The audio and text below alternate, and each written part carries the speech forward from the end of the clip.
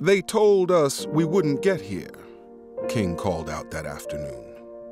"And there were those who said that we would get here only over their dead bodies." Already he strayed from lyrical, prepared remarks about their long march from Selma. Through desolate valleys and across the trying hills, to claim validation for the competent and concrete result. "But all the world today knows that we are here," he declared extemporaneously.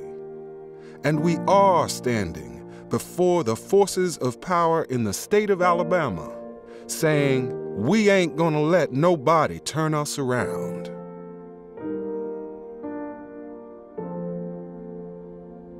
Race is such a two-faced Janus. On the one hand, it makes people nervous. On the other hand, it is the gateway to great discovery, because it is the key to how we live out our principles or don't live out our principles all through American history. And so, to me, the key thing is kind of building up your incentive and your comfort to be uncomfortable, to push across boundaries. And that once you do that, you get hooked on the sense of discovery, because you'll constantly be finding things that you didn't know. Taylor Branch is an amazing writer and scholar who spent more than 2 decades putting together the masterpiece of the King years, a trilogy of the civil rights movement. The power of the books is how honest they are. Obviously, this is somebody who was in deep sympathy with the movement. He participated in the movement.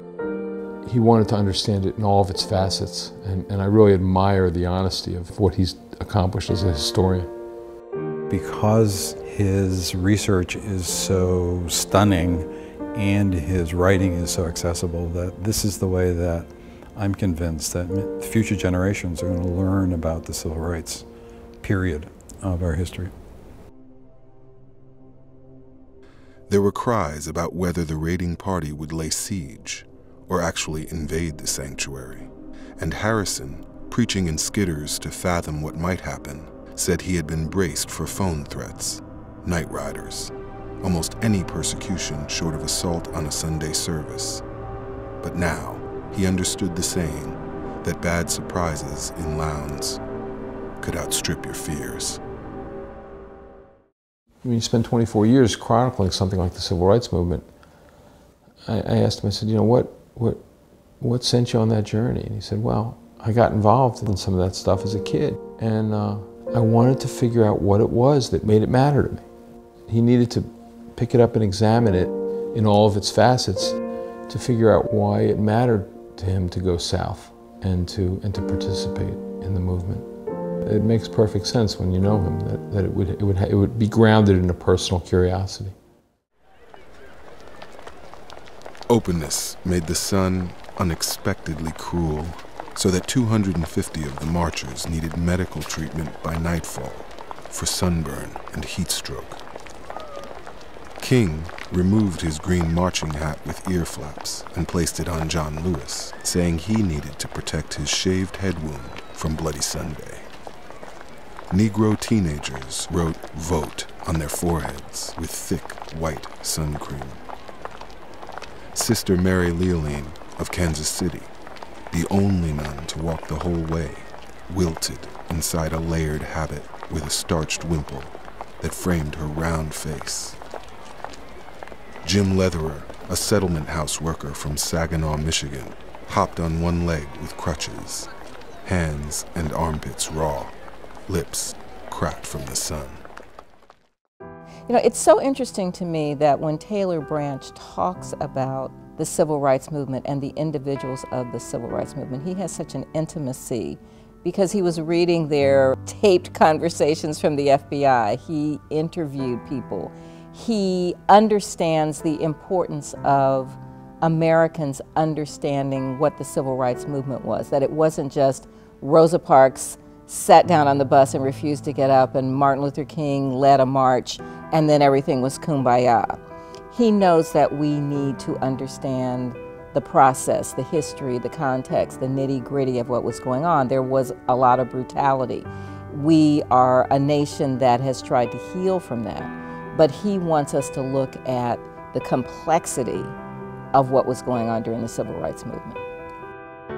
I want people in my writing to have a sense of wonder at its best that this was going on behind the scenes of something that I thought that I knew about, so that there's a sense of discovery there. The National Archives was created so that the American people can hold their government accountable for their actions. This is a good example of how, because we have captured this information, he was able to tell this story. I use the National Archives for my research almost constantly. Certainly the presidential libraries, starting with the Kennedy Library and even the Eisenhower Library, and more time than anywhere else in the Johnson Library.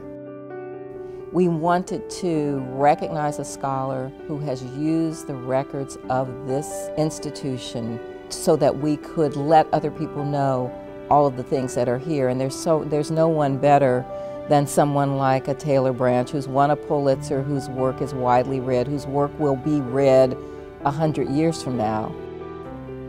You know, in addition to this amazing Pulitzer Prize winning trilogy that Taylor Branch wrote, he's also written about the NCAA and some of the corruption and some of the scandals with the NCAA. He really was President Bill Clinton's memoirist. It was an amazing experience too. One of the things I was trying to communicate is just what it's like for a historian. I mean, by day I'm sitting there wrestling with Martin Luther King and, you know, the Vietnam War and everything, and then I'd get a call, can you be at the White House at 10 o'clock? And it was like parachuting into another universe. My role is to get as much information that's new and valuable and authentic on this tape as possible for the future. They're a fascinating piece of history, and there will come a time when those things will be available, will be released many years from now. And it's going to be a unique kind of oral history of that presidency, that period of time.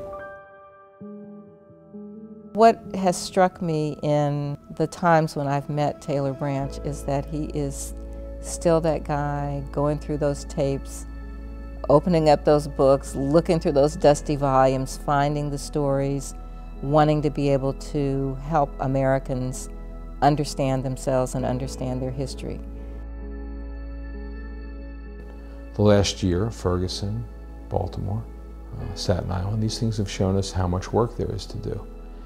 Everywhere you go, the place where we are residually at war with ourselves, still. You scratch the surface and underneath it is either a racial fear or a hostility that only requires a spark.